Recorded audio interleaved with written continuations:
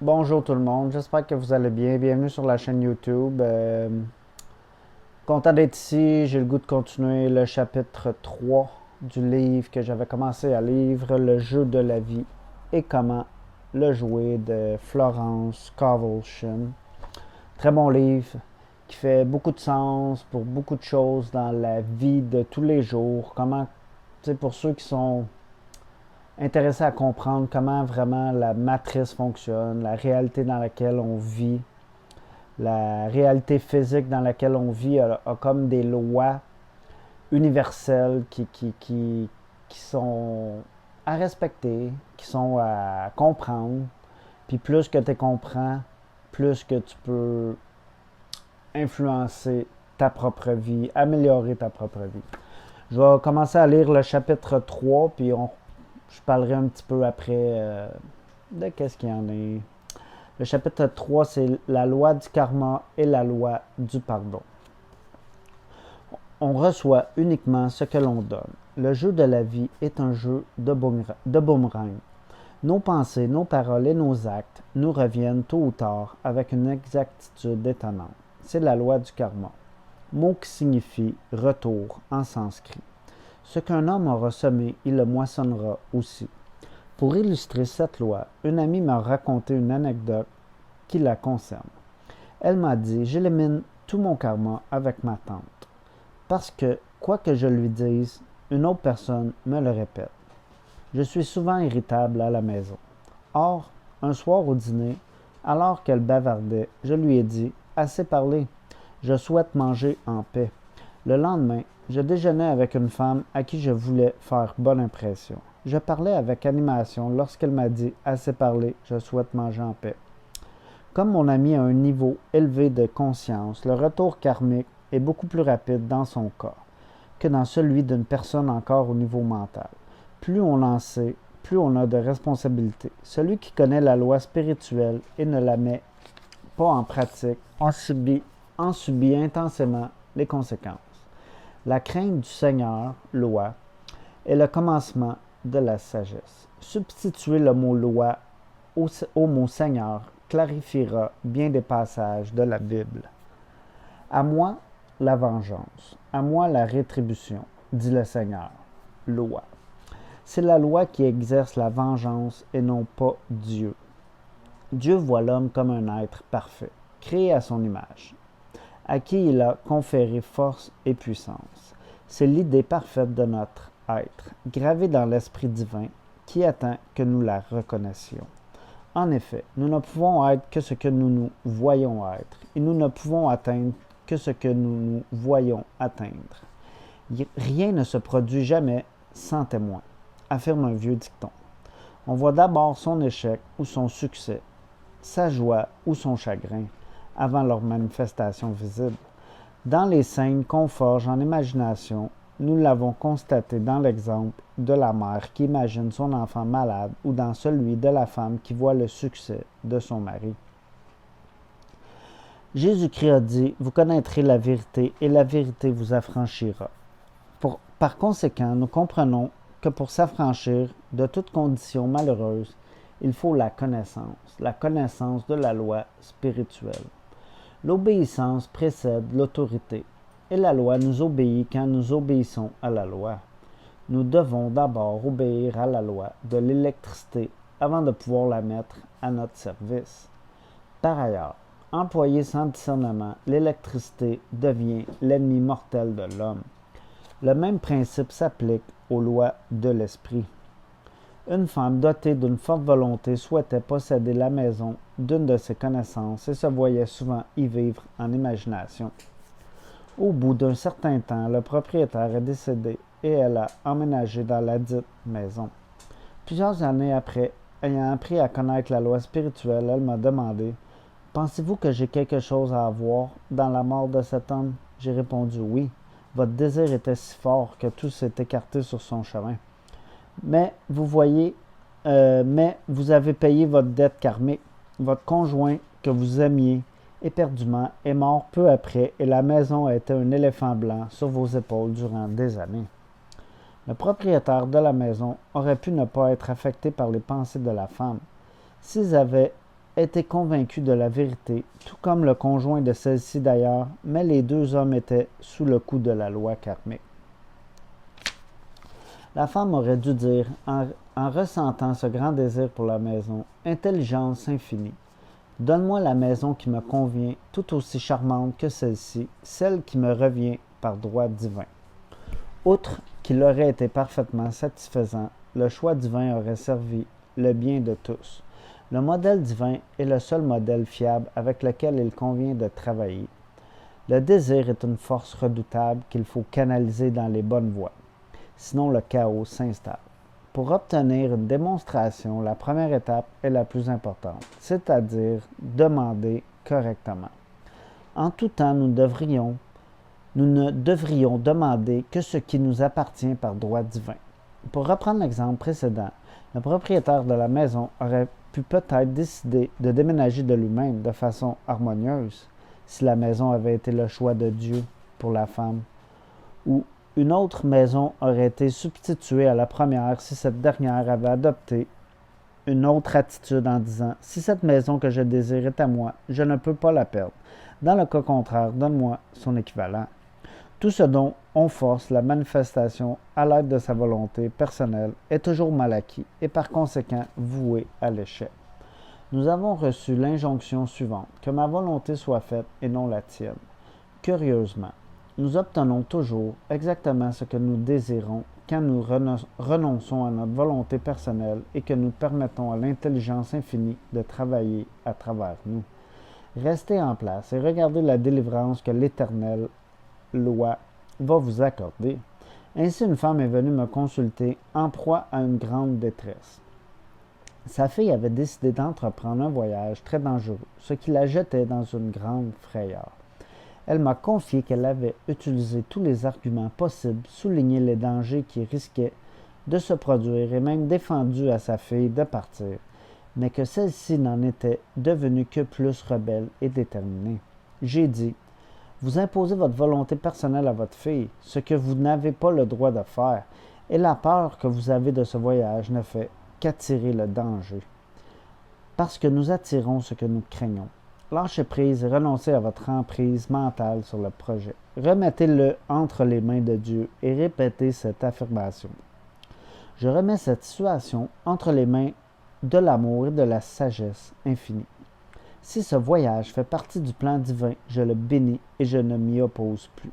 Dans le cas contraire, je remercie du fait qu'il est maintenant annulé et oublié. » Un jour ou deux après notre rencontre, la fille a annoncé à sa mère qu'elle avait renoncé à son voyage et la situation est retournée au néant originel. Nous semblons avoir beaucoup de difficultés à apprendre à rester en place. J'ai d'ailleurs parlé de cette loi plus en détail dans le chapitre sur la non-résistance. Je donnerai un autre exemple de semailles et de moissons réalisés de façon très curieuse. Une femme est venue me consulter parce qu'on lui avait remis un faux billet de 20 $ à la banque. Elle était très agitée car, selon elle, les gens à la banque ne reconnaîtront jamais leur erreur. J'ai répondu, « Analysons d'abord la situation pour savoir pourquoi vous l'avez attirée. » Elle a réfléchi, quelques instants avant de s'écrier, « Je sais. J'ai envoyé de la fausse monnaie à un ami pour lui faire une blague. » La loi lui avait donc envoyé de la fausse monnaie parce qu'elle n'entend rien aux blagues. J'ai dit, nous allons maintenant invoquer la loi du pardon pour neutraliser la situation. Le christianisme a été fondé sur la loi du pardon. Le Christ nous a sauvés de la malédiction de la loi karmique et le Christ en chacun de nous est notre Rédempteur et notre salut. Celui qui nous sauve de toutes les conditions inharmonieuses. J'ai donc formulé ma demande ainsi. Esprit infini, nous invoquons la loi du pardon et nous remercions du fait que ma cliente est sous le coup de la grâce et non de la loi, et qu'elle ne peut pas perdre ses 20 $ qui lui appartiennent par droit divin. J'ai ajouté, à présent, retournez à la banque et expliquez sans avoir peur que le billet vous a été remis par erreur. Elle a obéi et à sa grande surprise, non seulement on lui a fait des excuses avant de changer le billet, mais on l'a traité avec une grande courtoisie. Par conséquent, la connaissance de la loi donne à chacun le pouvoir d'effacer ses erreurs. On ne peut obliger le monde extérieur à être ce qu'on n'est pas soi-même. Celui qui désire la fortune doit d'abord être riche en conscience. Ainsi, une femme est venue me demander un traitement pour assurer sa prospérité. Elle ne s'occupait pas tellement Elle ne s'occupait pas tellement des affaires de son ménage, et le désordre régnait en maître dans son intérieur. Je lui ai dit, pour devenir riche, vous devez d'abord être ordonné. Tous les hommes très fortunés sont ordonnés. L'ordre est la première loi au paradis. Vous ne deviendrez jamais riche en laissant votre ménage aller à volo. Dotée d'un bon sens de l'humour, elle s'est lancée sur le champ dans la remise en ordre de son intérieur. Elle a disposé l'ameublement autrement, rangé les tiroirs de sa commode, nettoyé les tapis et a pu bientôt faire une importante démonstration financière en recevant un cadeau d'un proche parent. Elle a également mis de l'ordre en elle-même et reste aujourd'hui au fait de ses affaires financières, en gardant l'œil ouvert et en s'attendant à la prospérité puisque Dieu est sa richesse. Beaucoup de gens ne savent pas que les cadeaux et les biens sont des investissements et que l'économie et la thésaurisation conduisent invariablement à la ruine. Tel qui donne libéralement devient plus riche et tel qui épargne à l'excès ne fait que s'appauvrir. J'ai connu un homme qui voulait s'acheter une pelisse. Il avait visité divers magasins en compagnie de sa femme sans trouver ce qu'il cherchait. Selon lui, toutes les pelisses avaient l'air miteuses. Finalement, un vendeur lui en a montré une en lui disant qu'elle valait 1000 $, mais que le gérant la soldait à moitié prix puisque la saison achevait. L'homme possédait environ 700 $. La raison disait qu'il ne pouvait pas se permettre de dépenser presque tout son argent sur un manteau. Mais c'était un homme très intuitif qui ne raisonnait jamais. Il s'est tourné vers sa femme en disant « Avec cette pelisse, je vais faire des tonnes d'argent. » Elle a donc consenti à l'achat sans grand enthousiasme. Un mois plus tard, l'homme a reçu une commission de 10 000 $. La pelisse lui donnait un tel sentiment d'opulence qu'elle l'associait au succès et à la prospérité. Il n'aurait pas reçu la commission sans elle. Voilà un investissement qui a rapporté gros. En repoussant les incitations à dépenser ou à donner, on perdra la même somme sans rien recevoir en retour ou pour son malheur. Ainsi, une femme m'a raconté qu'elle avait annoncé à sa famille qu'elle ne pourrait pas offrir le traditionnel repas de Thanksgiving, faute de moyens. Elle avait l'argent, mais avait décidé de l'économiser. Quelques jours plus tard, quelqu'un est entré dans sa chambre et a volé dans un tiroir de sa commode le montant exact du repas. La loi soutient toujours celui qui dépense sans crainte et avec sagesse. Un jour, une de mes étudiantes faisait des courses avec son neveu. L'enfant réclamait un jouet, mais elle a répondu qu'elle n'avait pas les moyens de le lui offrir. Elle a brusquement pris conscience qu'elle cherchait la pénurie et ne reconnaissait pas Dieu comme étant sa richesse. Elle a donc acheté le jouet et en rentrant à la maison, a trouvé dans la rue le montant exact qu'elle venait de débourser. La fortune de l'homme est inépuisable et infaillible. Quand il a à peine... Non. La fortune de l'homme est inépuisable et infaillible quand il a pleine confiance en elle. Mais la loi, c'est-à-dire la confiance, doit précéder la démonstration.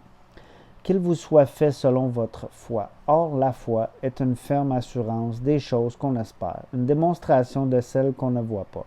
En effet, la foi maintient fermement la vision, désagrège et dissipe les images négatives, et nous moissonnerons au temps convenable si nous ne relâchons pas. Jésus-Christ a répandu la bonne nouvelle, en enseignant qu'il existe une loi supérieure à la loi du karma et qui la transcende. C'est la loi de la grâce et du pardon. Cette loi nous affranchit de la loi de cause à effet, c'est-à-dire de la loi des conséquences, par la grâce et non par la loi. Nous comprenons ainsi que dans cette dimension, nous récoltons où nous n'avons pas semé. Les dons de Dieu nous sont simplement offerts en abondance. Tout ce que possède le royaume lui appartient. Cet état permanent de béatitude attend celui qui a dépassé la pensée de l'espèce ou du monde temporel. La pensée du monde matériel est source de tribulation. Mais Jésus-Christ a dit, prenez courage, j'ai vaincu le monde. La pensée du monde matériel est une pensée de péché, de maladie et de mort. Jésus a vu leur irréalité absolue et affirmé que la maladie et le chagrin passeraient et que la mort elle-même, notre dernière ennemie, serait vaincue. Nous savons aujourd'hui, grâce à la science, qu'on pourrait vaincre la mort en gravant dans le subconscient la conviction de la jeunesse et de la vie éternelle. Le subconscient, qui n'est qu'une force sans direction, exécute les ordres sans poser de questions. Nous pourrions accomplir la résurrection du corps en travaillant sur la direction de la supraconscience, Christ ou Dieu en soi. Nous n'aurions plus à rejeter notre corps dans la mort. Il serait transformé en corps électrique, tel que chanté par Walt Whitman, puisque le christianisme est fondé sur le pardon des péchés et un sépulcre vide. Et un sépulcre vide. J'avais mal dit, gang. Wow! Chapitre intense, cette loi du karma. La loi de la prospérité. La loi du karma. La loi de la prospérité. Ah, c'est ça? Hein? Non. La loi de la non-résistance. Je ne sais même plus. Non. La loi du karma et la loi du pardon. J'ai fermé le livre. Désolé, gang. La loi du karma et la loi du pardon. Je me rappelle même pas que j'ai lu. Je l'ai lu en plus une fois avant. Ben non, je connais le livre, là, mais je connais le chapitre aussi, tu sais, c'est comme... Je suis dedans, le livre, je suis vraiment dedans, c'est vraiment un bon livre, c'est vraiment... C'est vraiment un livre très, très, très intéressant. Il y avait de quoi je voulais retourner voir. Fait que, tu sais, c'est ça. Quand tu connais la loi, il y a plus de... T'as plus le droit d'erreur. Tu sais, c'est plus... Pas des erreurs, t'as le droit des erreurs, mais c'est que ton karma va te refrapper d'en face plus rapidement quand tu sais que... Comment fonctionne la loi du donner et recevoir. Puis, tu sais, c'est exactement ça. Puis souvent, quand on s'empêche de dépenser quelque chose, c'est la peur. Fait que c'est vraiment mettre de côté le plus possible ses peurs. Puis affronter la vie comme elle est. Puis il ne devrait rien arriver qui est de malheur pour nous autres. Dans le fond, ça l'explique très bien dans ce chapitre-là. Que quand tu vibres pas la peur, la loi te revient, puis c'est à ton avantage, dans le fond, de foncer dans la vie et de prendre action, de ne pas avoir peur de donner, d'être généreux, dans le fond, puis pas juste être généreux, c'est juste... oui, être généreux, c'est important, c'est sûr, y aller intelligemment aussi, là, pas obligé de payer ses comptes avant aussi est une... mais même dans comment je peux expliquer ça? Quand tu payes ton compte dans... Comment on dit ça? Dans l'espace... La façon dont tu le donnes, c'est demain que je vais l'expliquer. L'espace dans lequel tu donnes... Tu payes ton loyer, si tu le payes en... Ah, lui, il est riche, lui, il est... Tu sais, en étant négatif envers comment tu payes ton loyer, pourquoi c'est si cher, pourquoi ci, pourquoi ça, au lieu de remercier quand tu payes... Tu sais, je donne un exemple, ton épicerie, ton loyer, ton paiement de voiture, peu importe le paiement, c'est toi qui as accepté ce qu'il y en est, et puis ça fait partie. Et puis justement, si tu le donnes dans l'espace du cœur, de la bonne manière, du donner et recevoir, c'est la même chose, ça te revient. Tu le donnes exactement, dans le fond, tu payes un bien, et puis quand tu le donnes avec amour dans ton cœur, cet argent-là devrait te revenir très facilement. C'est la même chose pour tout. C'est ce qui explique dans ce chapitre-là. C'est sûr, c'est plus dur à faire. C'est pas de même vraiment qu'on a été... souvent, on a vu nos parents, on a vu nos amis, on a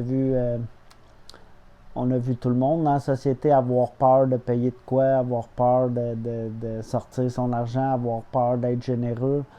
Voir quelqu'un dans le besoin sur la rue et avoir peur de donner 5$ quand que toi t'es dans l'abondance, tu sais, c'est comme ça arrive à beaucoup de monde, c'est comme ça vous frappe d'en face dans le fond, tu sais. Un simple geste peut te sauver beaucoup dans ta propre vie, comme on a vu avec les exemples dans ce beau petit chapitre-là sur la loi du karma et la loi du pardon.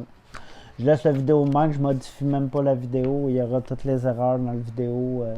C'est une vraie vidéo faite avec le cœur, pas avec, faite one shot, c'est ce qu'il y en est. Puis j'adore ce chapitre-là, très bon chapitre. Ça l'explique beaucoup. Jésus qui nous explique la loi aussi, puis tu sais. Puis c'est exactement ça. Puis le monde physique, tu sais, n'est pas si complexe que ça quand justement tu veux comprendre les lois, puis tu as une ouverture d'esprit à vouloir, en voulant challenger justement la réalité, ce qui est dans le fond, tu as besoin de l'action quand tu challenges la réalité, ce qui est bien, c'est bien, se challenger soi-même, puis se challenger ses propres pensées, parce que c'est souvent là que notre limitation se fait, dans nos propres pensées. Qu'est-ce qu'on a vu? Qu'est-ce qu'on a entendu? Parce que tout ça est en toi, tout ce que tu as vu, tu as entendu, tout ce que tu as ressenti, tout est en toi de A à Z, dans les films, la musique, ça t'a tout. Puis dis-toi, c'est des moyens de manipulation, ben, d'un sens, mais je ne veux même pas l'amener négativement.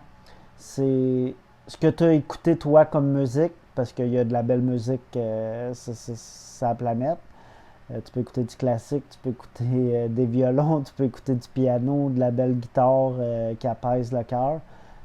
Mais si tu écoutes la musique populaire avec toutes les incitations sexuelles, les incitations d'achat compulsif sur n'importe quoi que tu n'as pas besoin, puis tu sais, toutes des choses de même, mais dis-toi que tu as été affecté, puis ça t'a affecté pour tout, techniquement, tu peux demander le pardon, tout ça, exactement comme il l'explique là-dedans. Tu peux tout changer ton karma, tu peux tout changer ton passé en te pardonnant. Le pardon, il n'y a rien de plus fort que le pardon. C'est une énergie très puissante. De commencer par, parce que un coup que tu as fait tes guérisons intérieures, que tu t'es pardonné, puis que tu t'es réaligné, là, c'est le temps de créer justement ta propre réalité, puis de demander justement de la bonne façon, comme dans ce livre-là, avec comment qu'elle explique ça, c'est tellement bien expliqué, là, elle, comment que, avec ton droit divin, là, elle l'explique tellement bien, je vais le retrouver. C'est pas plus grave que ça, je le retrouve pas, mais elle dit tout le temps avec le droit divin, ce qui me revient. Je demande avec le droit divin de m'accorder la maison parfaite pour moi, blablabla. C'est vraiment bien expliqué, puis gars, je recommande ce livre-là. Il coûte vraiment pas cher, ce livre-là. C'est un petit livre, gang. Ça coûte... ça fait je l'ai acheté en 2011, je pense. C'était 10,95. Si je me trompe pas, là, le prix n'est pas dessus, c'est rare. Là. Habituellement, les prix sont sur les livres en arrière. Mais je pense, d'habitude, des livres de ce grosseur-là, à peine 120 pages, 130 pages, c'est rarement vraiment cher. Là. C'est 10, 15, c'est 10 $, là, 10, 12 $. Là. Je le sais que c'est ce prix-là dans n'importe quelle librairie. Ça vaut la peine de le lire par vous-même. Je le mets ici, à ceux que ça résonne avec. C'est le fun des fois, ça le faire lire, ça le faire expliquer pour ceux qui me suivent sur YouTube. Puis moi, ça me fait du fun. Puis ça me fait relire ça en même temps avec vous. Puis ça me fait analyser le livre en plus. Fait que c'est un plus pour moi. Je prends ce qui est bon aussi pour moi. Puis en plus, ça me fait une belle petite vidéo pour ma chaîne YouTube. Ça me fait du contenu très informatif sur ma chaîne YouTube. Je suis très content à propos de ça. Fait que demandez tout le temps de votre droit divin de vous donner la chose qui est en parfaite harmonie, qui détruit pas, qui dérange pas personne, qui n'a pas besoin de tuer personne, qui n'a pas besoin... Parce que tout ce que vous allez demander, vous allez le recevoir, inquiétez-vous pas. Puis c'est juste la façon que vous le demandez, dans l'espace qu'on le demande, le plus pur possible, en dérangeant le moins possible. C'est de même que tu reçois de la bonne façon dans l'univers. C'est de la loi du karma de l'univers. Puis la loi du donner et recevoir, qui est une loi assez simple. Puis maintenant que vous le savez, il n'y a plus d'excuses, puis moi non plus. Puis c'est pas avoir des excuses, mais c'est de vivre en harmonie le mieux possible avec cette loi, qui est une loi quand même assez simple à pratiquer, à mettre en pratique tranquillement. Vous pouvez faire des erreurs, il n'y a rien de mal à faire des erreurs, même si on connaît la loi. C'est de même, on est ici pour apprendre à tous les jours. Mais apprendre de ses erreurs est important aussi. Fait que commentez ceux qui connaissaient la loi, ceux qui connaissent le livre, commentaires, likez, ça l'aide tout le temps pour les algorithmes. Je vous souhaite une belle soirée. Puis si vous pensez, partagez si vous pensez que ça peut résonner avec des amis sur Facebook, sur un autre réseau social, whatever, ou Messenger direct à des personnes. C'est très apprécié, ça l'aide tout le temps. Je vous souhaite une belle journée, une belle soirée. Merci. Bye.